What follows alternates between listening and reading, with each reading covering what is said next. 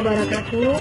Alhamdulillah, segala puji bagi Allah yang telah memberikan kesehatan kepada kita sehingga kita bisa melakukan aktivitas kita hari ini dengan sebaik-baiknya.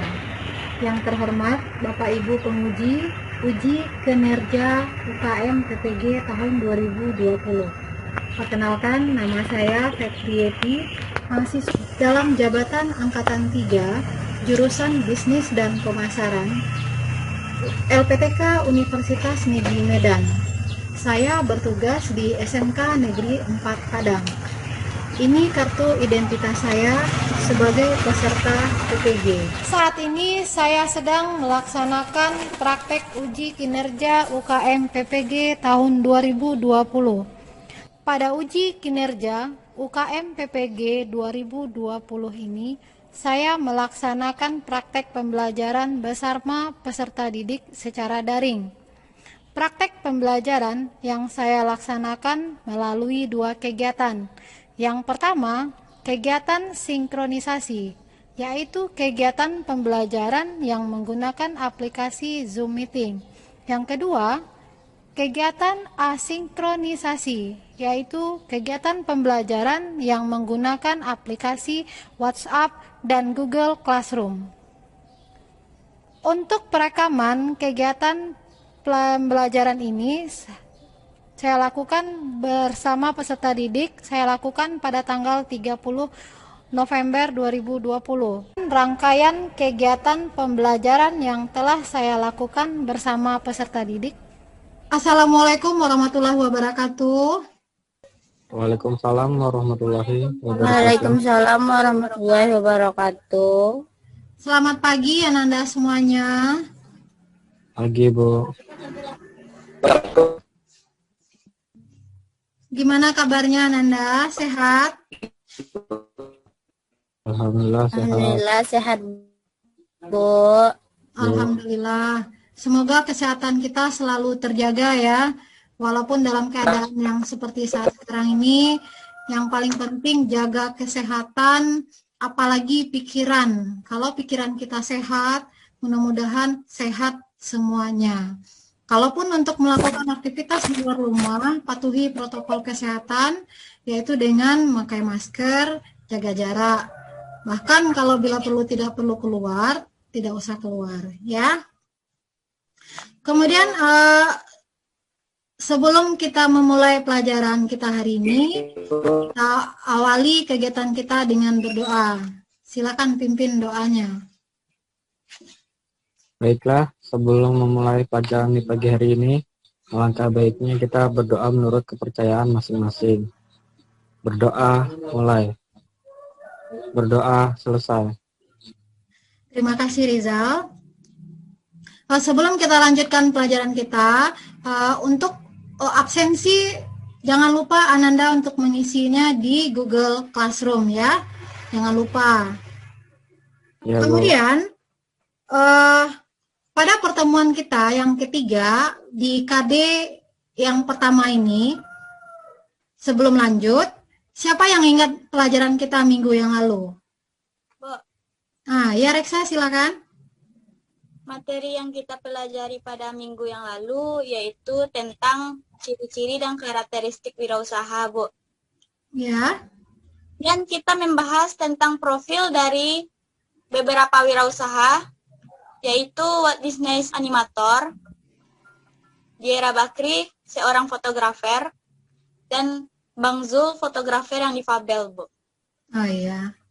Ada yang lain masih ingat? Cukup ya. Jadi dari profil tersebut dapat kita pelajari, kita ambil atau inspirasinya ya, mudah-mudahan mengalir ke dalam diri kita. Oke, lanjut. Pada pertemuan kita hari ini, kita akan membahas tentang ciri-ciri kewirausahaan yang berhasil, kemudian sifat-sifat yang harus dimiliki, pengelompokan wirausaha, dan yang terakhir yang paling penting adalah faktor-faktor penyebab keberhasilan dan kegagalan wirausaha.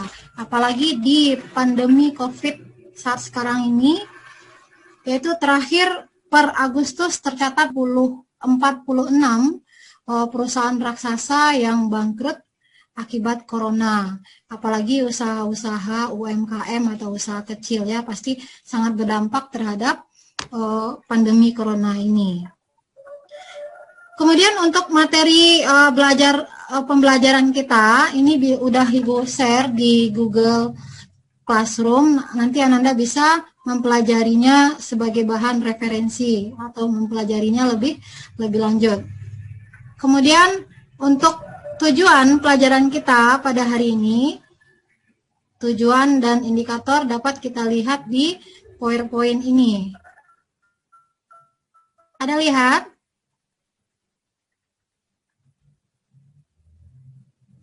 Nah, indikator pembelajaran. Nah, untuk indikator pembelajaran kita pada pertemuan kita kali ini juga masih membahas tentang KD 31. Tapi indikatornya tentang ciri-ciri kewirausahaan yang berhasil, kemudian faktor-faktor keberhasilan wirausaha, faktor kegagalan, pengelompokan, dan sifat-sifat yang harus dimiliki. Ya. Kemudian lanjut, tujuan pembelajarannya nanti Ananda setelah mempelajari materi ini diharapkan mampu menguraikan ciri-ciri wirausaha yang berhasil, menjelaskan faktor keberhasilan dan kegagalan, sifat-sifat yang harus dimiliki, serta pengelompokan wirausaha.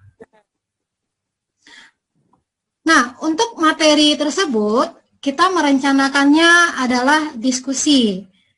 Ya, nanti Ananda akan dibagi dalam beberapa kelompok. Silahkan Ananda pilih anggota kelompoknya sesuai dengan kenyamanan Ananda untuk bekerja sama. Nanti laporkan sama Ibu nama-nama anggota kelompoknya. Baiklah Ananda, sebelum kita melanjutkan diskusi kita pada pertemuan kita hari ini, silakan Ananda amati tayangan video berikut ini.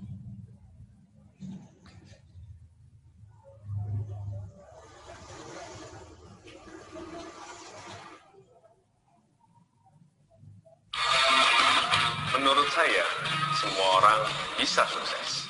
Karena kesuksesan itu tidak hanya milik orang yang punya modal dan berpendidikan. Siapapun bisa sukses. Yang penting, orang itu mau meraihnya dengan kerja keras dan ketekunan. Nama saya Tommy Wong, dan inilah kisah saya. Satu malam, saya dikejutkan oleh kabar bahwa ayah saya mengalami kecelakaan. Saya yang tadinya dimanjakan oleh berbagai fasilitas harus mengalami rasanya menjadi anak yatim. Ditambah lagi kondisi konflik warga yang memperebutkan harta warisan, sehingga suatu malam karena ancaman pembunuhan saya terpaksa melarikan diri ke jalanan.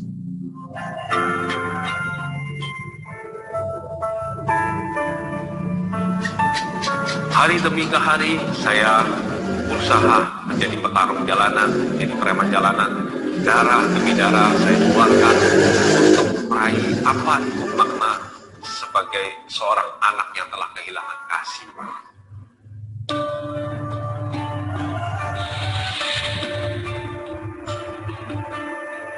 Dengan semua kondisi yang ada, saya yakin saya mau mencoba lebih lagi sukses. Saya mencoba peruntungan saya untuk berangkat ke ibu kota. Dan tibalah saya di ibu kota, saya perantau, saya mencoba, tapi benar. Ini bukan kata orang saja, tapi apa yang saya alami. Ibu kota ternyata lebih kejam daripada ibu tiri. Saya sehari-hari sudah berusaha melamar sana, melamar sini sebagai pekerja, sebagai profesional, tidak ada yang mau terima. Berulang kali saya lakukan, semua adalah kegagalan.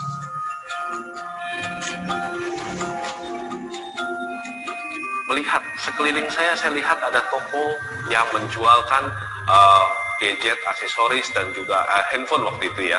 Saya pikir, wah luar biasa, kalau punya seperti itu, sepertinya ibaratnya menjadi orang kaya itu luar biasa nikmatnya. Saya mencoba melamar, Tapi lagi-lagi penolakan yang ada, sampai akhirnya saya memberikan satu hal yang istimewa, yang tidak bisa ditolak lagi.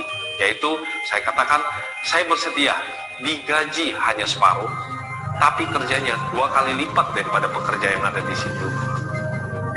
Dari tadinya pekerja, saya berhasil menjadi manajer, bahkan menjadi general manager daripada toko-toko yang dia miliki. Setelah kerja 2-3 tahun di tempat handphone itu, saya udah posisinya general manager, terjadi kerusuhan Mei, sehingga mengalami krisis moneter. Pada saat itulah saya terpaksa kembali lagi ke titik terendah, di mana saya posisinya toko itu sudah tidak mampu menggaji saya, bahkan mengalami kerugian yang besar karena hancur.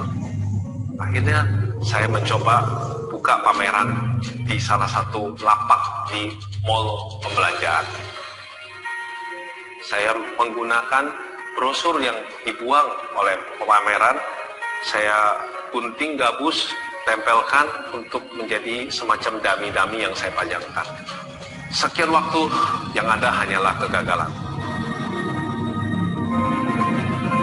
Suatu hari lewatlah seorang owner daripada pemilik brand yang sedang merintis brandnya di Indonesia. Bapak itu dengan penuh keharuan dia bilang, saya besok akan kirim kepada kamu 10 unit handphone. Saya titip kepada kamu. Dalam 1 minggu, kamu harus bisa menjualkan. Kalau tidak berhasil, maka saya tidak akan memberikan kesempatan ini lagi.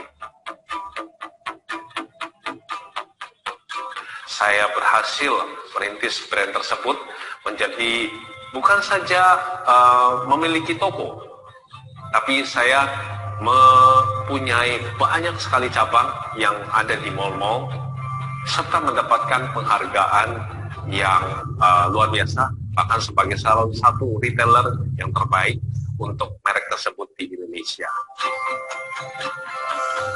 Dalam perjalanan bisnis saya, tentunya saya selalu berpikir one step ahead. Di mana orang belum berpikir seperti itu, saya sudah pikirkan dulu. Jadi, saya yang tidak paham online ini, saya bersikap sebagai seorang bos yang tidak mau belajar. Jadi, percaya pada partner, saya berikan sepenuhnya hak otoriti karena saya berpikir ini adalah teman sejati, teman baik. Jadi, dia menguasai online, saya mentitipkan semua, lalu yang ada apa coba? Dia sapu bersih, dia habisi semua yang ada, saya menerima penderitaan. Kondisi itu tentunya membuat saya seperti tidak bisa bernapas, bahkan keringat dingin itu mengalir seperti biji jagung. Saya mengalami down yang luar biasa, bahkan untuk berdiri saja saya seringkali seperti kayak mau jatuh. Bagi saya, sepertinya sudah tidak ada pilihan lain. Mungkin mati adalah jalan keluar terakhir yang paling baik.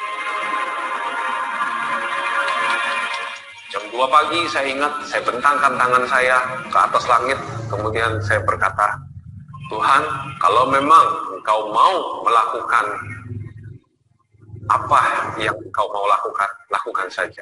Ambil saja nyawa ini.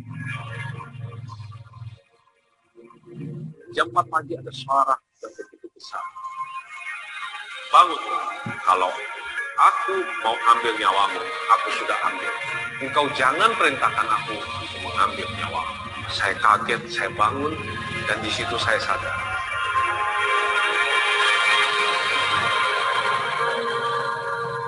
Begitu sadar, saya datang ke tempat ibadah saya kembali sujud, dan saya menangis, dan saya memohon ampunan pada Tuhan, bahwa saya telah begitu jauh daripada Dia. Saya memohon Tuhan menyertai hidup saya memohon pengampunan bahwa hidup saya terlalu mendewakan diri saya sendiri. Saya telah menuhankan diri saya sendiri, sehingga saya lupa berserah ikhlas pada apa kehendak Tuhan. Dalam bisnis saya, terkadang untuk ke tempat ibadah, saya abaikan karena apa? Mengejar omset.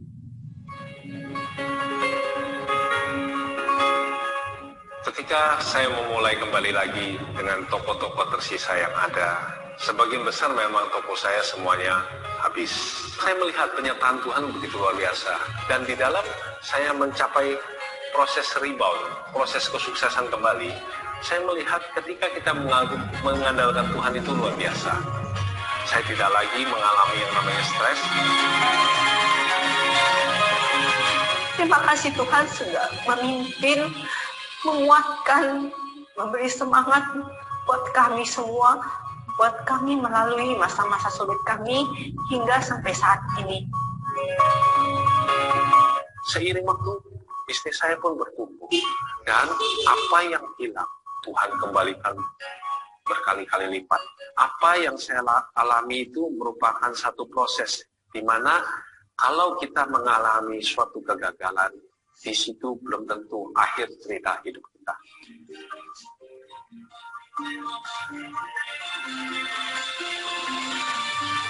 Kita tahu sekarang bahwa Allah turut bekerja dalam segala sesuatu untuk mendatangkan kebaikan bagi mereka yang mengasihi Dia, yaitu bagi mereka yang terpanggil sesuai dengan rencana Allah.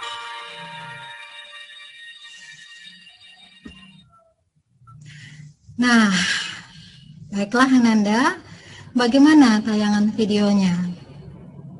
Ada yang sangat bagus, Bu, karena dalam video tersebut kita bisa melihat bahwa seorang wirausaha atau seorang pengusaha tidaklah berjalan sesuai dengan kehendaknya, namun melalui bangkit jatuh, bangkit lagi, dan kemudian jatuh lagi, begitu seterusnya. Kemudian dia akan menemukan suatu titik di mana keberhasilan itu dimulai dari titik awal. Menurut Dila seperti itu, Bu. Nah, bagus sekali Dila. Nah, sesuai dengan materi pelajaran kita pada hari ini juga mendiskusikan tentang ciri-ciri wirausaha yang berhasil, kemudian faktor-faktor yang penyebab kegagalan dan keberhasilan, sifat-sifat yang harus dimiliki. Nah, untuk diskusinya nanti silakan Ananda pada kelompok diskusinya masing-masing. Silakan. Nah, untuk diskusi materi pertemuan kita ini, silakan Ananda mendiskusikannya dalam kelompok masing-masing. Silakan ya.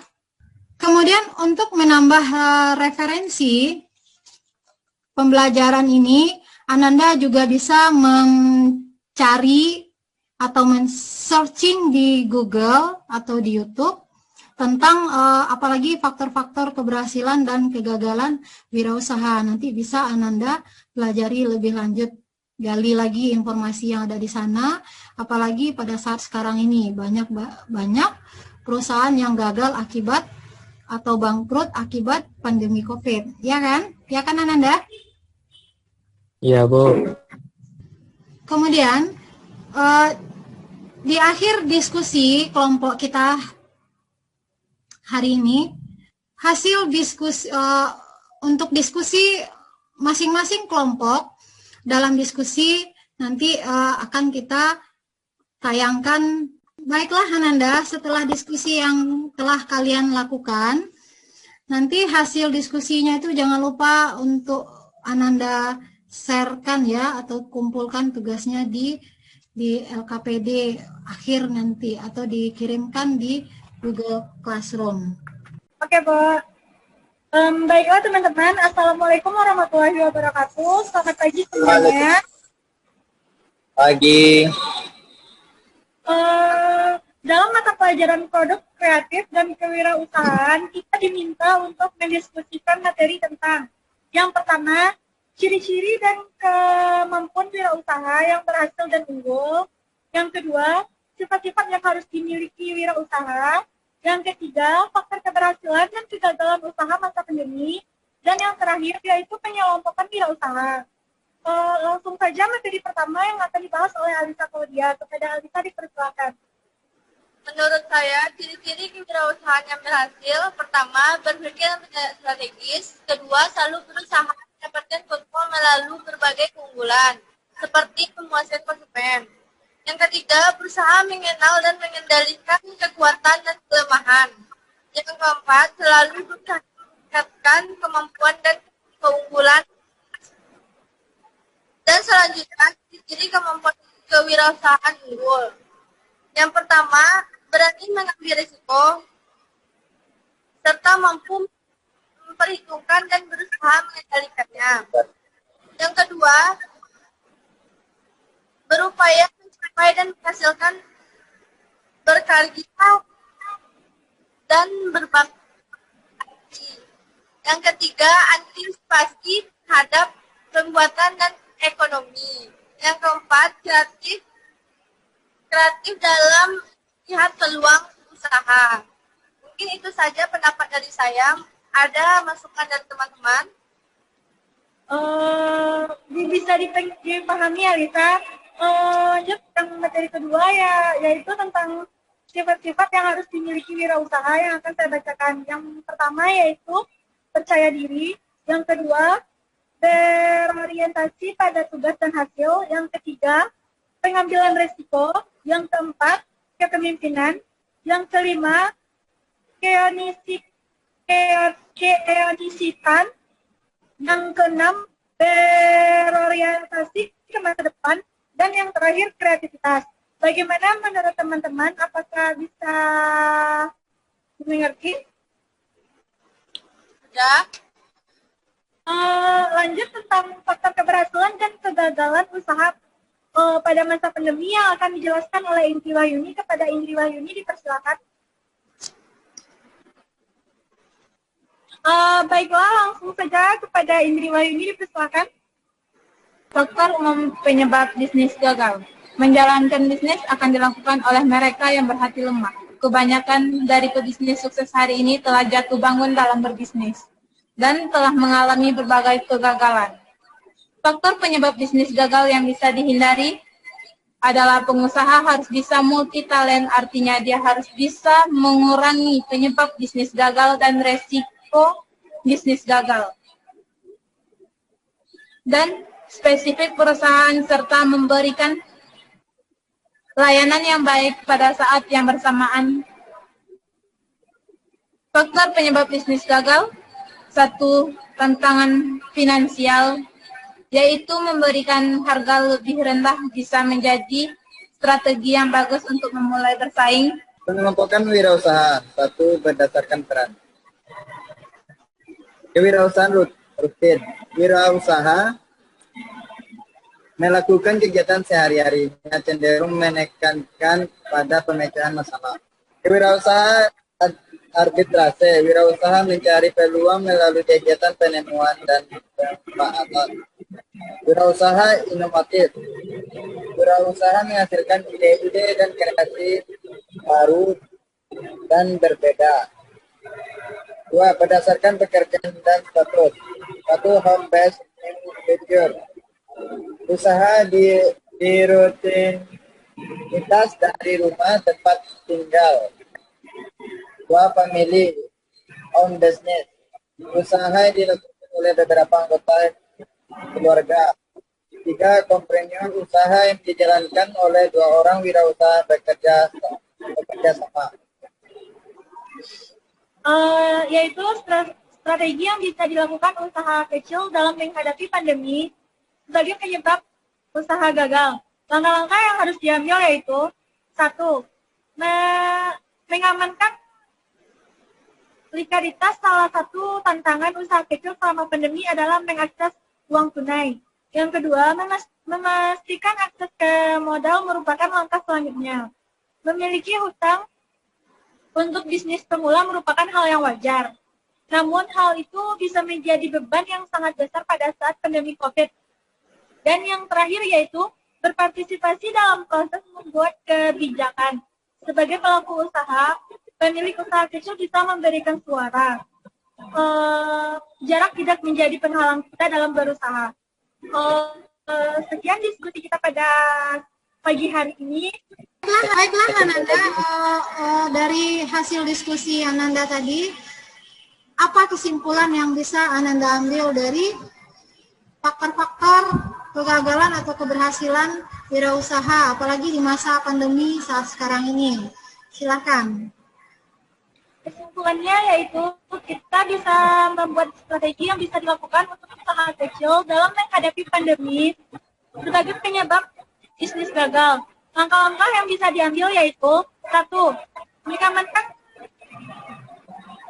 identitas. Salah satu tantangan usaha kecil selama pandemi adalah mengakses uang tunai. Yang kedua, memastikan akses ke modal merupakan langkah selanjutnya. Memiliki hutang untuk bisnis bermula merupakan hal yang wajar. Namun hal itu menjadi beban yang sangat besar pada saat pandemi COVID. Dan yang terakhir yaitu, kita bisa berpartisipasi dalam proses membuat kebijakan. Sebagai pelaku usaha, pemilik usaha kecil bisa memberikan suara. Jarak tidak menjadi penghalang kita untuk berpendapat. Sekian diskusi kita pada pagi hari ini.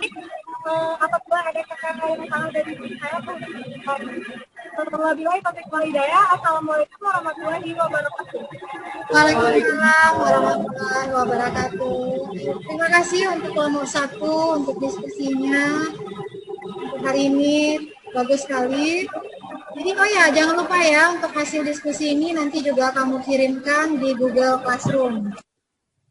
Baiklah teman-teman, kita sebagai kelompok 2 kita akan mendiskusikan materi yang telah diberikan oleh Bu Eti. Materinya yaitu ciri-ciri kewirausahaan yang berhasil, sifat-sifat yang harus dimiliki, kemudian pengelompokan, dan faktor penyebab terjadinya kegagalan dan keberhasilan wirausaha. Baiklah, apakah ada yang bisa untuk menjelaskan materi yang telah diberikan oleh Bu Eti? Icut, untuk ciri-ciri kewirausahaan. Ciri-ciri kewirausahaan yang berhasil: 1. Selalu berusaha meningkatkan kemampuan dan ketangguhan perusahaan. 2. Berusaha dan mengenalkan kekuatan dan kelemahan. Dan selalu berusaha mendapat keuntungan melalui berbagai keunggulan dan memuaskan konsumen.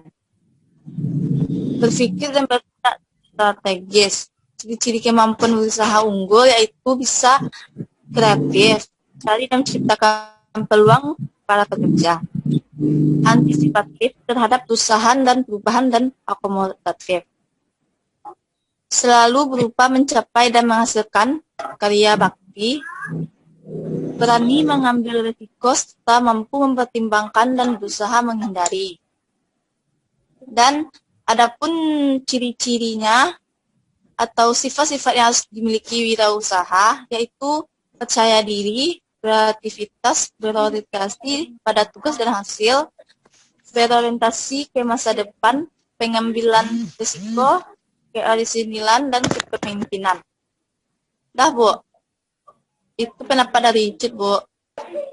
Di masa pandemi COVID sekarang, banyak perusahaan yang bangkrut karena COVID-19. Faktor-faktor penyebab terjadinya kegagalan dan keberhasilan wirausaha, apakah ada yang bisa untuk menyampaikan materinya? Kalau menurut Ila, faktor-faktor kegagalan dari sebuah kewirausahaan adalah yang pertama, tidak adanya manajemen yang baik atau manajemen yang buruk. Tadi maksudnya di situ tuh kurang bisanya seorang wirausaha dalam menjelaskan atau mengatur manajemen ini dengan baik gitu. Jadi kurang bisanya seorang wirausaha mengatur sebuah usaha. Yang kedua,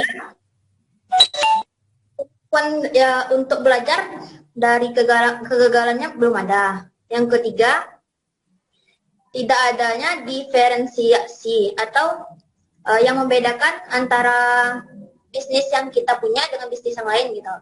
Yang keempat, kurang adanya modal. Yang kelima, mengabaikan kebutuhan pelanggan.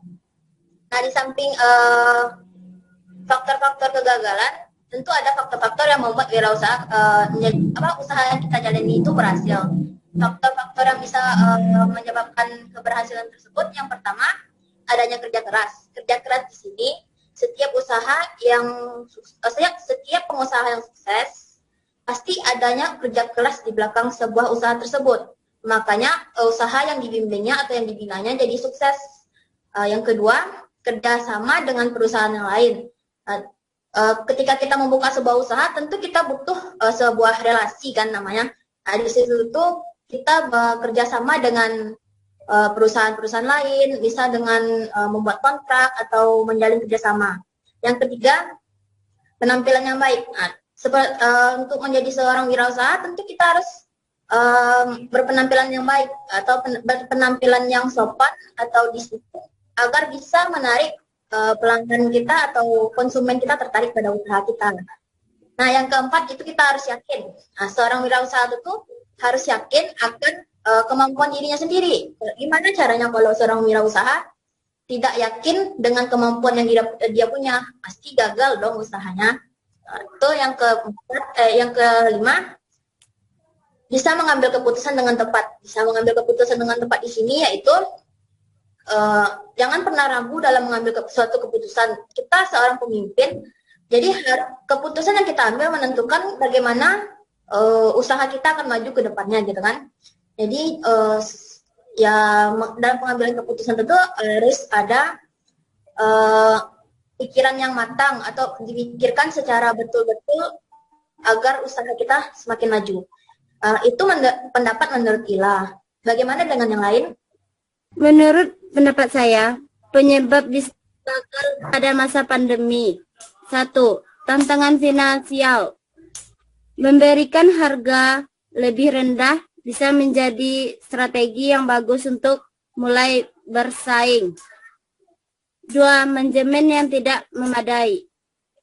Ketajaman tim manajemen atau pemilik bisnis menentukan kesuksesan bisnis. Pemilik bisnis yang baik akan mendelegasikan ukuran yang tidak mereka pahami dengan baik. Sehingga tim manajemen yang kuat adalah salah satu tambahan utama bisnis kecil. 3. Perencanaan bisnis yang tidak efektif. Rencana yang baik harus siap beradaptasi dengan perubahan besar atau industri. 4. Kecelakaan pemasaran. Demikianlah hasil diskusi dari kelompok kami. Sekian, terima kasih. Baiklah, dengan berakhirnya diskusi kelompok kita, apa yang dapat kita simpulkan dalam materi kita hari ini? Ayo, siapa? Bu Maulana, Bu. Ya, Maulana silakan. Untuk kesimpulan materi hari ini, penyebab banyak UMKM bangkrut saat pandemi COVID-19. Yang pertama, pembatasan sosial yang ditetapkan pemerintah. Yang kedua, pendapatan di bawah normal. Yang ketiga, akutas jual beli menurun. Yang keempat, bahan baku sulit didapat dan semakin mahal. Yang kelima, jalur pendistribusian terhambat. Yang keenam, penyedia barang dan jasa tidak dapat beroperasi. Nah, selanjutnya, strategi yang bisa dilakukan usaha kecil dalam menghadapi pandemi sebagai penyebab bisnis gagal. Langkah-langkahnya yang diambil yaitu yang pertama, menyamankan likuiditas. Salah satu tantangan usaha kecil selama pandemi adalah mengakses uang tunai.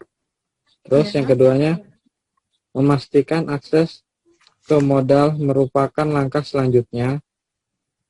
Memiliki hutang untuk bisnis pemula merupakan hal yang wajar. Namun hal itu bisa menjadi beban yang sangat besar pada pandemi COVID-19. Terus yang ketiga, berpartisipasi dalam proses kebijakan sebagai pelaku usaha. Pemilik usaha kecil bisa memberikan suaranya. Jarak tidak menjadi penghalang. Nah, hanya itu Bu yang dapat saya simpulkan dari materi pembelajaran hari ini. Terima kasih Maulana atas simpulannya. Jadi begitu banyaknya penyebab kebangkrutan usaha pada saat pandemi saat sekarang ini ya. Mungkin beberapa contoh usaha yang bangkrut bisa kita lihat seperti tempat fitness atau kebugaran, kemudian barbershop, Tambah satu lagi mall-mall, ya, salah satu contoh-contoh perusahaan yang terdampak COVID. Nah, mungkin untuk yang lainnya bisa Ananda cari juga contoh-contoh perusahaan yang mengalami kegagalan dalam keadaan pandemi COVID seperti saat sekarang ini. Dengan kemudian dengan berakhirnya materi kita pada KD 3.1 atau memahami kewirausahaan dan wirausaha ini, untuk tugasnya Ananda dapat lihat di LKPD ini.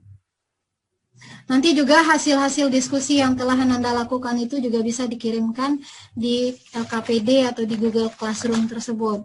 Kemudian untuk mengakhiri KD kita ini, nanti juga Ananda diminta untuk mengerjakan evaluasi harian yang pertama, ya, untuk minggu depan.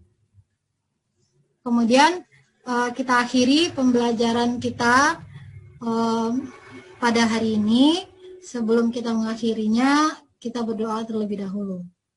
Silakan Maulana. Oke, karena telah berakhir pembelajaran pada pagi hari ini, alangkah baiknya kita bersyukur. Bersyukur mulai. Bersyukur selesai. Alhamdulillah selesai juga. Sekian. Wassalamualaikum warahmatullahi wabarakatuh.